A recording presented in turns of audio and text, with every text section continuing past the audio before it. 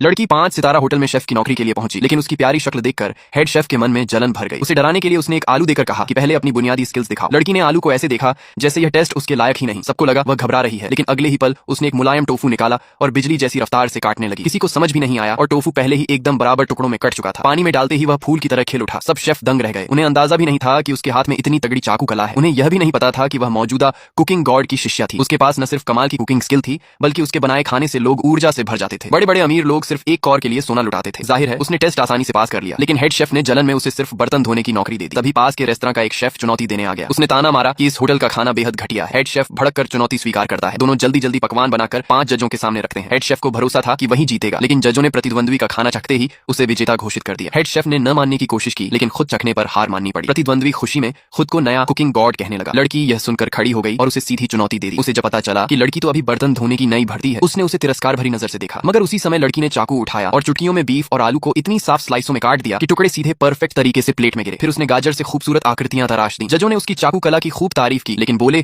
कि असली पकवान बनाना आना जरूरी है। लड़की किसी बात से विचलित नहीं हुई। उसने पैन गर्म किया, तेल डाला और कुछ ही देर में डिश तैयार कर दी। जजों ने उसका पकवान देखा, वह दिखने में ही बेहतरीन था। उन्होंने एक और चखा और तुरंत उनकी आंखों में खुशी चमक उठी। उन्होंने कहा कि यह उनकी जिंदगी का सबसे स्वादिष्ट पकवान है।